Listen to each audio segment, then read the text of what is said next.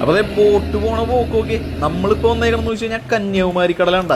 ഇത് നോക്കി അങ്ങോട്ടും ഇങ്ങോട്ടും കിടന്ന് ആടിക്കൊണ്ടിരിക്കേണ്ട.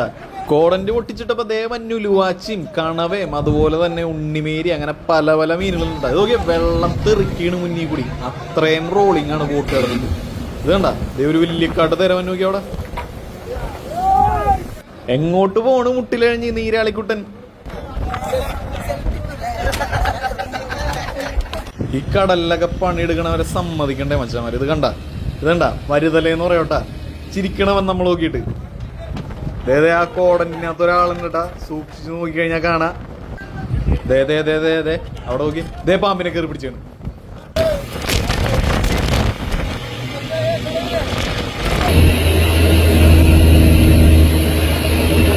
രാവിലെ ഒരു 4:30 മണിയായപ്പോഴേക്കും നമ്മൾ ബോട്ടിന്റെ കെട്ടഴിച്ചിട്ടാ. എല്ലാ ബോട്ടുകളും പോണത് 4:30ക്കാണ്. പക്ഷെ നമ്മ ഇറങ്ങിയത് കുറച്ച് വൈകിയാണ്, 5 മണിയായപ്പോഴാണ് ഇറങ്ങിയത്. അപ്പൊ അതെ ഇവിടുത്തെ ബോട്ടിന്റെ ഡിജിറ്റൽ മീറ്ററും അതുപോലെ തന്നെ നമ്മുടെ റഡാറിന്റെ അളവൊക്കെയാണ് ഈ കാണുന്നത്. പണിക്കാരെല്ലാവരും ഉണ്ട്. ഇവിടെ പൊതുവെ കാറ്റ് കൂടുതലാണെന്നുള്ള കാര്യം നിങ്ങൾക്ക് എല്ലാവർക്കും അറിയാൻ പറ്റും. 3 കടലുകൾ വന്ന് ഒന്നിക്കണ സ്ഥലമാണ് കന്യാകുമാരി ഏട്ടാ. ഇന്ത്യൻ ഓഷ്യൻ, അറബിക്കടൽ, അതുപോലെ തന്നെ നമ്മുടെ ബേ ഓഫ് ബംഗാൾ. ഏകദേശം ഒരു 7:30 മണിയായപ്പോഴേക്കും നമ്മൾ വലിയിടാനുള്ള സ്ഥലത്തേക്ക് എത്തിയിട്ടാ. കരയെന്ന് 20 നോട്ടിക്കലോളം നമ്മൾ ഓടി. 54 ഭാഗം വെള്ളോളം ഉണ്ട് ഇവിടെ. 54 ആള് മുകളിൽ നിൽക്കുമ്പോൾ ഒരു ഹൈറ്റാണ് ഈ 54 ഭാഗം. അപ്പോൾ അത് എല്ലാവരും റെഡി ആയിട്ട് നിൽക്കുകയാണ് വലയിടാനായിട്ട്. അങ്ങനെ നമ്മൾ സ്ഥലത്തെത്തി. ആദ്യത്തെ വല നമ്മൾ നേരെ തട്ടിയേട്ടാ. അപ്പം ഇന്ന് പൊതുവെ കാറ്റ് സാധാരണയിലും കുറച്ച് കൂടുതലാണെന്നാണ് പറഞ്ഞത്. അപ്പം എങ്ങനെയാണെന്ന് നമുക്ക് നോക്കാം. നമ്മുടെ കേരളത്തിലെ ബോട്ടിൽ നമ്മൾ പണിക്ക് പോകുമ്പോൾ 14 പേര് 15 പേരൊക്കെ മാക്സിമം ഉണ്ടാവുള്ളൂ കേട്ടോ. അതും 10 ദിവസം 12 ദിവസമൊക്കെ. പക്ഷെ ഇവിടെ സിംഗിൾ ഡേ പണിക്ക് പോകുമ്പോൾ 19 പേര് 18 പേരൊക്കെ ഈ ബോട്ടിനകത്ത് ഉണ്ടാവും. ബോട്ടും അത്യാവശ്യം വലിപ്പമുള്ളതാണ്. അതിന്റെ പ്രത്യേകത എന്ന് വെച്ച് കഴിഞ്ഞാൽ ഇവിടുത്തെ കടലിനെയാണ് എപ്പോൾ നോക്കിയാലും കാറ്റായിരിക്കുള്ളൂ. അപ്പോൾ വല പിടിച്ച് കയറ്റാനും പിന്നെ ഇവിടുത്തെ വലയും അതുപോലത്തെ വല്ലിക്കാട്ട വലയുണ്ട്. അപ്പോൾ അത് പിടിച്ചു കയറ്റാനും എല്ലാം ആളുകൾ നല്ല രീതിയിൽ വേണം. അതാണ് ഒരു ബോട്ടിനകത്ത് എങ്ങനെ പോയി കഴിഞ്ഞാലും 18-19 പേരായിട്ട് ഒരു പണിക്ക് പോകുന്നത്, സിംഗിൾ ഡേ പണിക്ക് പോകുന്നത്.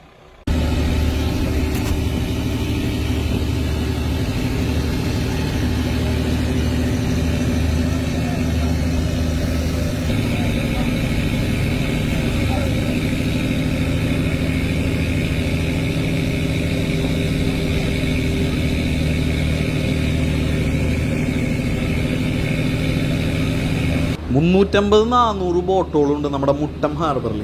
അപ്പോൾ അതേ നമ്മൾ വലയിട്ട് പോണതിൻ്റെ തൊട്ട് മുന്നിൽ കൂടെ തന്നെ വേറൊരു ബോട്ട് പോണേണ്ട കാണുന്നത്. ഇതൊന്നും അല്ലട്ട കാറ്റ്. ഇപ്പം രാവിലെ ചെറിയ രീതിയിൽ ബോട്ട് ആയിപ്പിൽ ഇങ്ങനെ കിടന്ന് ആടണുള്ളൂ. കുറച്ചങ്ങോട്ട് കഴിയുമ്പോഴാണ് നല്ല ആട്ടമാടുന്നത്. നല്ല കാറ്റായിരുന്നു.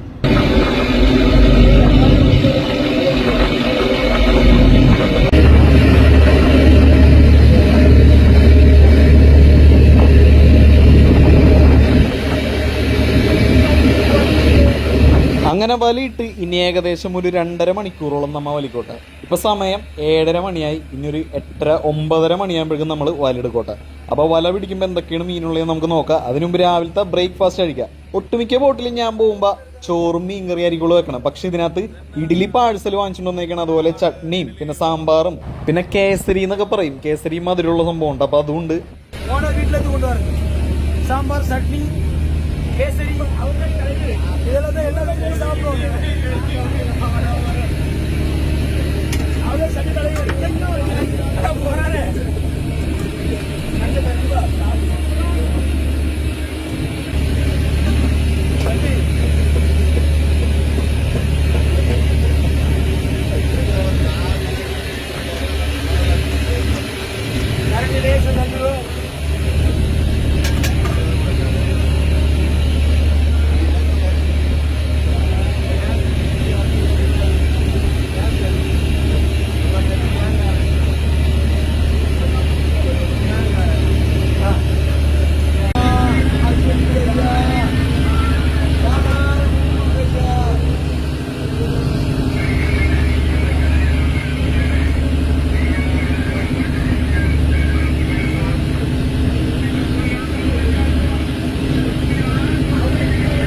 രാവിലത്തെ ഫുഡ് അടി കഴിഞ്ഞ് എല്ലാവരും കുറച്ചു നേരം കിടന്നുറങ്ങി. പിന്നെ സമയമായപ്പോഴേക്കും നമ്മളെ തട്ടി എണീപ്പിച്ചിട്ടാ.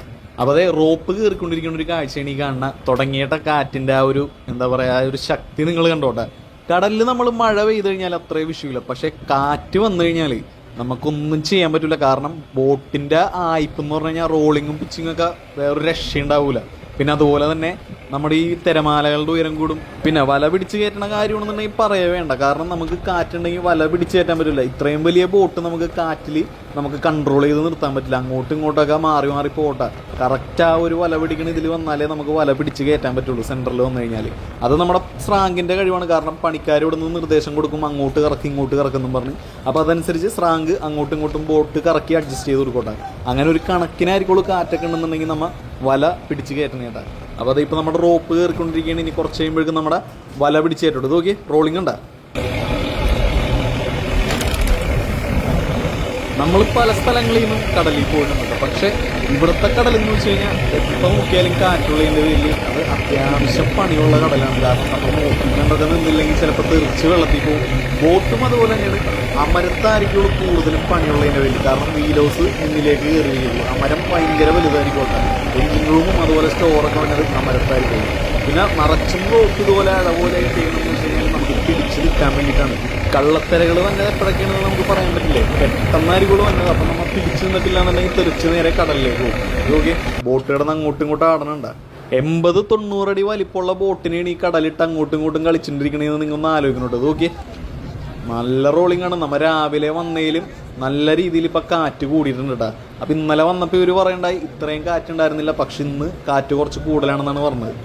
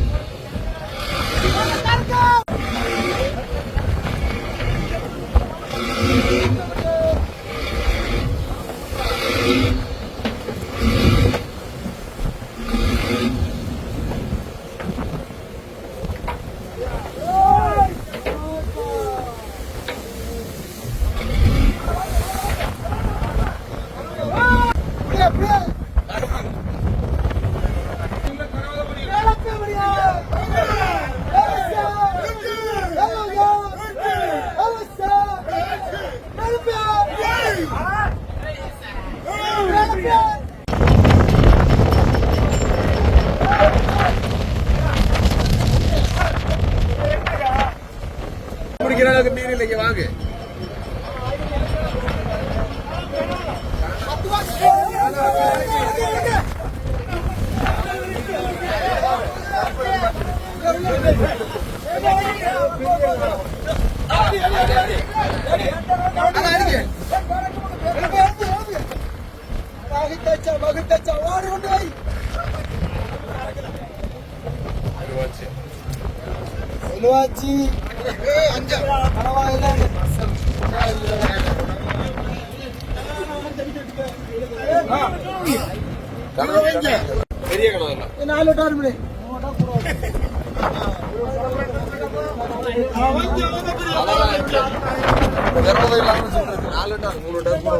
सेल्फी इपड़ी सेल्फी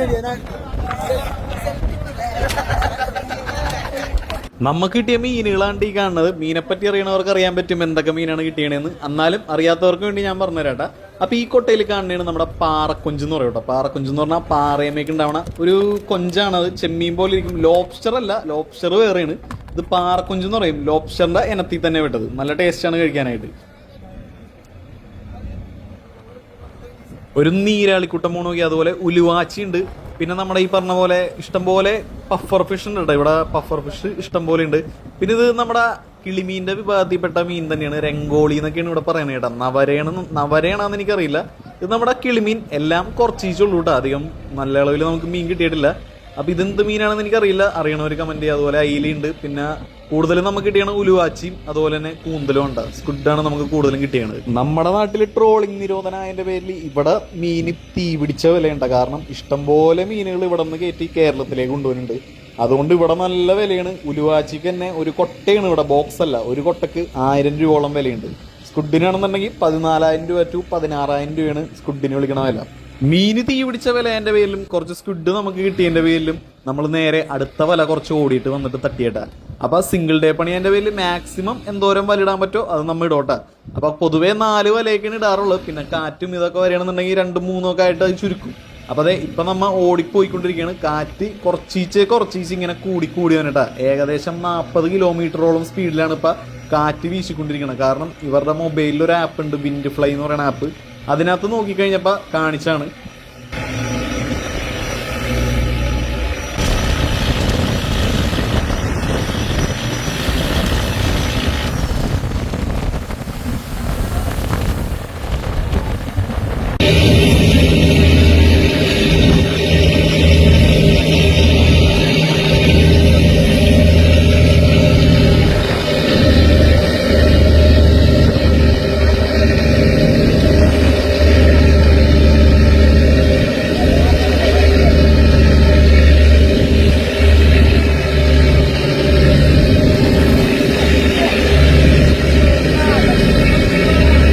ഇവിടെ ഒരു തെരണ്ടിക്കുട്ടം കിടക്കുന്നുണ്ട്. ഇതിന് തോൺ ബാക്ക് റേ ഫിഷ് എന്ന് പറയും, ഗിറ്റാർ ഫിഷ് എന്നൊക്കെ പറയട്ടെ. നമ്മ മലയാളത്തിൽ വരുതല അല്ലെങ്കിൽ പരുതല അങ്ങനെ പല പല പേരാണ് പറയണം. ഓരോ നാട്ടിലും ഓരോ പേരാണ് പറയണത്. ഇതിനെ കഴിക്കുമെന്ന് എനിക്കറിയില്ല. അപ്പൊ ആളെടുത്തപ്പോ തന്നെ ചിരിക്കുകയൊക്കെ ചെയ്യേണ്ടെന്നെ നോക്കി. അപ്പൊ ഇതിനെ കടലിലേക്ക് നമുക്ക് കളയാൻ പറ്റില്ല. കാരണം മീൻ കുറവായതിന്റെ പേരിൽ ഇതിനെ എടുത്ത് കളഞ്ഞാൽ അവരെന്നെടുത്ത് വെള്ളത്തിൽ കളയും.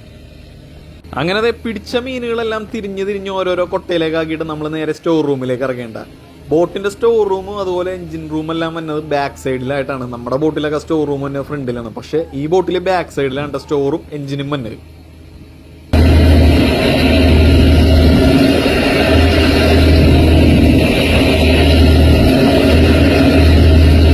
പന്ത്രണ്ടര മണിയായപ്പോഴേക്കും നമ്മൾ രണ്ടാമത്തെ വല പിടിക്കാനായിട്ട് പോകേണ്ട.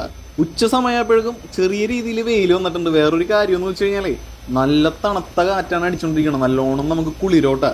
അപ്പൊ ഇത്തിരി വെയിൽ വന്നപ്പോ ചെറിയൊരു തണുപ്പിന് ശമനമുണ്ട്. എന്നാലും കാറ്റിനൊരു രക്ഷയില്ലട്ട. കാറ്റിങ്ങനെ വീശിക്കൊണ്ടിരിക്കുകയാണ്. നമ്മളിതേ വല പിടിച്ച് കയറ്റിക്കൊണ്ടിരിക്കണേണ്ട.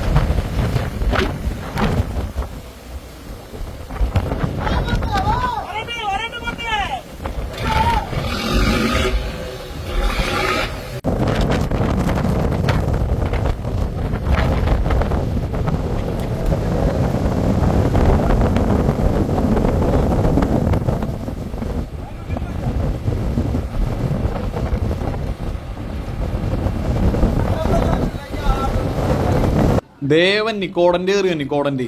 അപ്പൊ അതെ എന്തൊക്കെ മീനാണുള്ളത് നമുക്ക് പൊട്ടിച്ചു കഴിയുമ്പോ നോക്കാട്ടാ.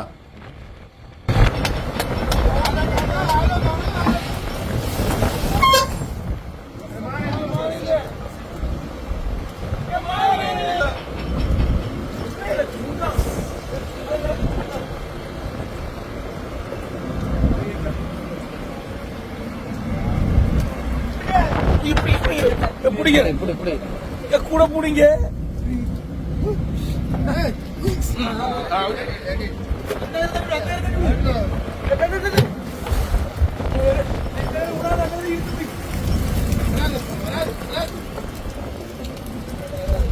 കഴിഞ്ഞ പ്രാവശ്യത്തേലും നമുക്ക് കൂന്തൽ കുറച്ചാണ്ട് കിട്ടിയാണ്.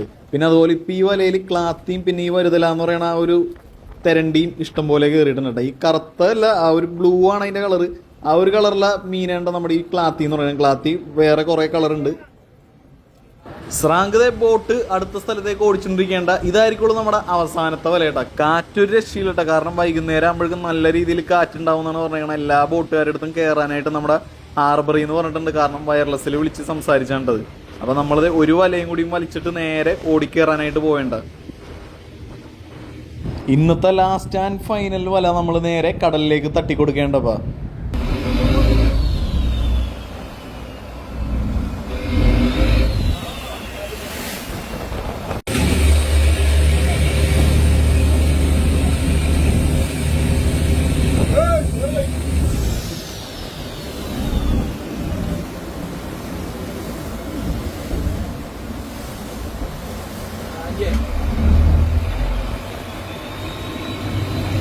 അങ്ങനെ വലയിട്ട് പിന്നെ നമ്മൾ ആദ്യം ഇട്ട വല ഇപ്പിട്ടേക്കാണ്. ആദ്യം ഇട്ട വല മാറ്റിയിട്ട് ഇപ്പൊ വേറെ വല ഇട്ടിട്ടേക്കാണ്.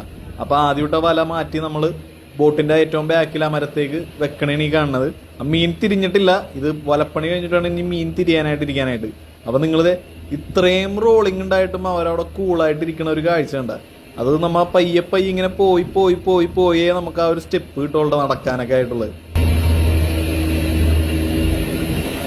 പിന്നെ വേറൊരു കാര്യം എന്ന് വെച്ച് കഴിഞ്ഞാല് നമ്മൾ ക്യാമറയിൽ കാണുന്ന പോലെ അല്ലട്ടാ. സത്യം പറഞ്ഞാല് റോളിങ്ങിൽ ബോട്ടിന് എടുത്തിട്ട് പൊക്കിയെടുത്തിട്ടാണ് അടിക്കണത്. അത് എത്രത്തോളം നിങ്ങളെ കാണിക്കാൻ നോക്കിയിട്ടും ക്യാമറയിൽ ആ ഒരു എഫക്റ്റ് ഒന്നും കിട്ടുന്നില്ല. സത്യം പറഞ്ഞു കഴിഞ്ഞാല് നല്ല റോളിങ്ങും നല്ല പിച്ചിങ്ങും ഉണ്ടായിരുന്നട്ടാ.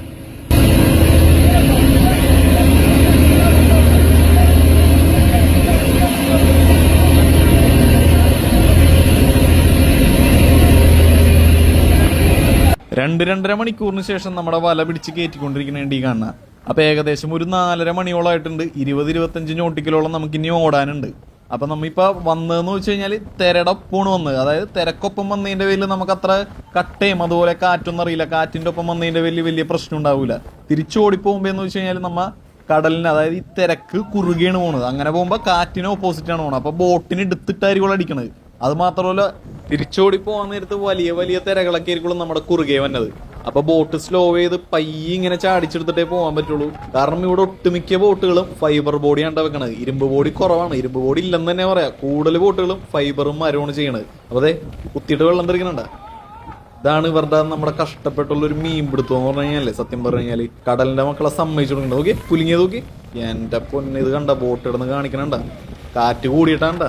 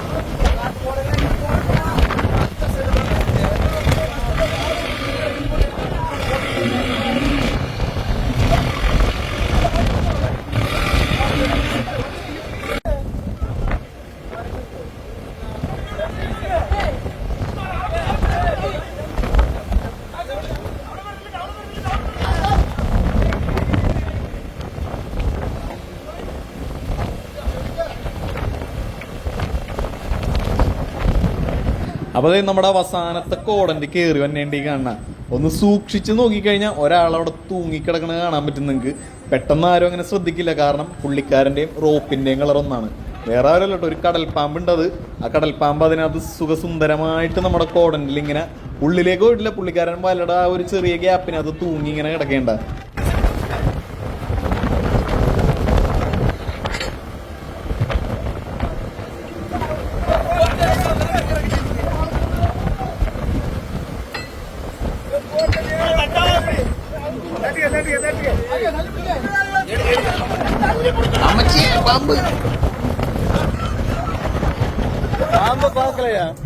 പുള്ളിക്കാരൻ വന്നതും പോയതും കണ്ടില്ലട്ട. കാരണം പാമ്പ് നമ്മ വിചാരിക്കണ പോലെയല്ല. കരയിലെ പാമ്പിനേലും 10 ഇരട്ടി വിഷമാണ് കടലിലെ പാമ്പിന്. അപ്പൊ ആ റോപ്പിന്റെ കളറും പാമ്പിന്റെ കളറും ഒന്നതിന്റെ പേരിൽ പുള്ളി അതിനെ ശ്രദ്ധിച്ചില്ല. നേരെ പിടിച്ചതിന്റെ മേത്തായി പോയി, പക്ഷെ കടിച്ചൊന്നുമില്ലട്ടാ. പുള്ളിക്കാരൻ അപ്പൊ തന്നെ മാറിക്കളഞ്ഞ്. അപ്പൊ നമുക്കിപ്പൊ കിട്ടിയ ചരക്കിനകത്തുള്ളത് കൂടുതലും ക്ലാത്തിയാണ്, അതുപോലെ കുറച്ച് അയിലുണ്ട്. ഇത്രയും ഉള്ളൂട്ടോ നമുക്ക് കിട്ടിയ ചരക്കെന്ന് വെച്ച് കഴിഞ്ഞാല്.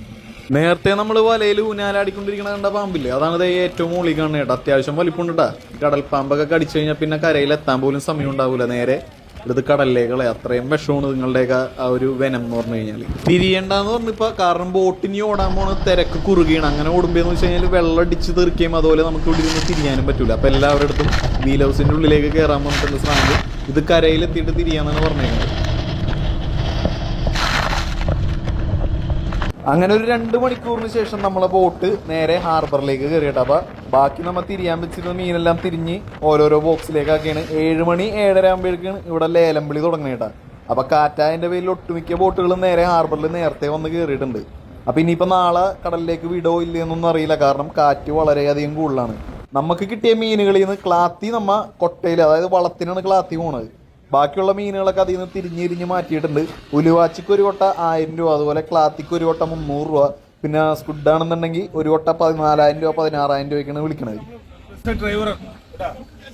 ഇയാൾക്ക് എല്ലാം അറിയാം. ഇത് കൂന്തൽ പൈസ ഒരാളാണ്. ഇതിപ്പോ വലിയ ഒരു ഡ്രൈവർ പണിക്കാരനാണ് സംഭവം. അപ്പോൾ ഇത് നമ്മൾ സ്വന്തം ബോട്ടാണ്. നാളത്തേക്ക് പോകാനുള്ള ഡീസൽ നമ്മ വണ്ടിയിൽ കൊണ്ടുവന്ന് ബോട്ട് കൊണ്ടുപോയി കെട്ടുമ്പോൾ തന്നെ ടാങ്കിലേക്ക് ഒഴിച്ചു നോക്കട്ടെ.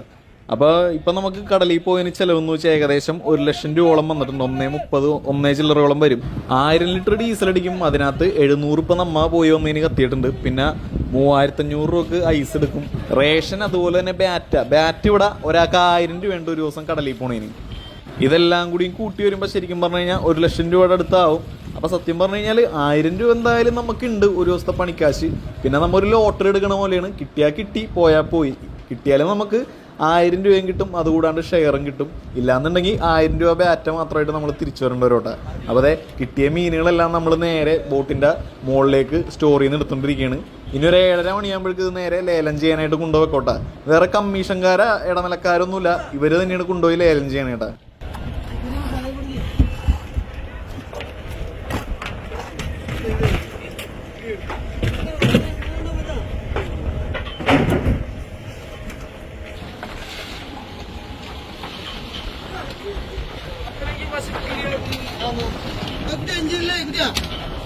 രാവിലെ പോയി വൈകിട്ട് തന്നെ എൻ്റെ പേരിൽ ഫ്രഷ് മീനാണ്ട, പക്ഷെ അതനുസരിച്ചുള്ള വിലയും ഉണ്ടട്ടാ.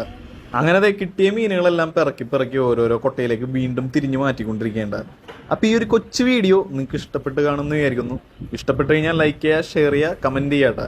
അപ്പൊ അതെ, അവരോട് ഞാനൊരു ഗുഡ് ബൈയും പറഞ്ഞ് നേരെ നമ്മുടെ റൂമിലേക്ക് പോവുകയാണ്. അപ്പൊ ഇനിയിപ്പോ നാളെ ബോട്ട് പോവുകയാണെന്നുണ്ടെങ്കിൽ നമ്മൾ ആ ബോട്ടിൽ കയറി പോവും.